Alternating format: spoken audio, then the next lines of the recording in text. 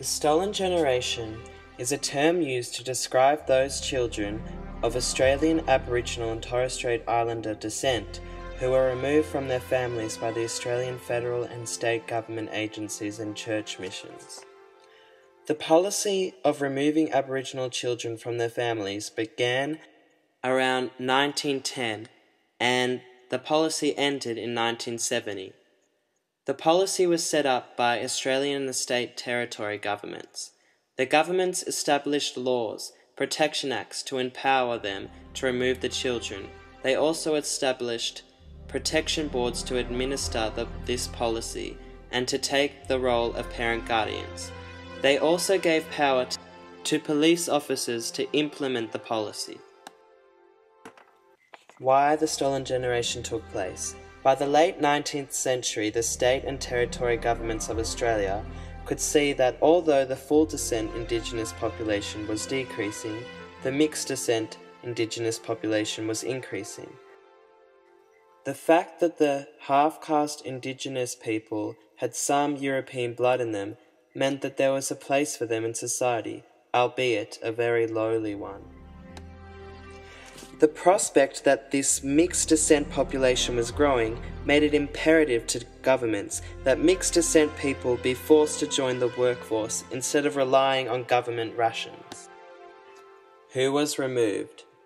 Aboriginal and Torres Strait Islander children were forcibly removed from their families. The governments focused mainly on mixed-race children. They expected that the half-caste children would have children with white partners and eventually, over generations, Australia's Indigenous people would die. The varying experiences of the stolen generation. Many members of the stolen generation had difficult lives. Many were initially sent to institutions. Once children reached their mid-teens, the authorities usually sent them to work as farm labourers or domestic servants. The authorities ignored the children's talents and interest as they believed that Indigenous people had limited intellectual ability and were likely to be troublesome. One of the worst homes that authorities sent the children to was the Kinkala Boys' Home. This was a home for boys aged 7 to 14 to learn basic farming and some basic labour tasks. The discipline was very strict, and they were not treated with care and nourishment. In 1912, the Aborigines Protection Board established the Katoomba Domestic Training Home for girls. The girls were trained to be servants for white families. In these homes, authorities denied the girls any contact with their families, taught them nothing of their cultural background. They forbade the use of their traditional language and punished anyone who went against these rules. In the 1950s onwards, a lot more children were sent to foster care or put up for adoption, rather than into institutions. This was because of a cost-saving measure by governments. Some children went to 3 or 4 foster homes before being permanently placed. The Bringing Them Home Report.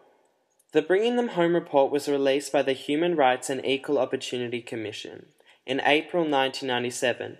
HREOC put a lot of hard work into gaining more knowledge on the separation of the Aboriginal and Torres Strait Islander children from their families. The report was also to gain further knowledge into the proper reason of the policy, its negative impacts on the families and the children, and the continuing feelings of grief and loss that individuals and communities experience while trying to gain some more identity.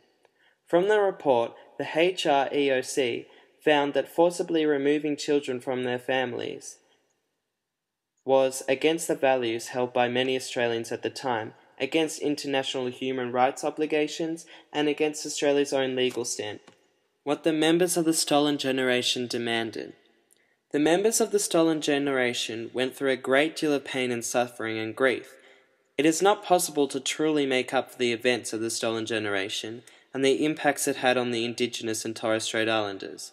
However, the members of the stolen generation did demand funding be made available to Indigenous agencies to allow Indigenous people affected by the forcible removal policies to record their history.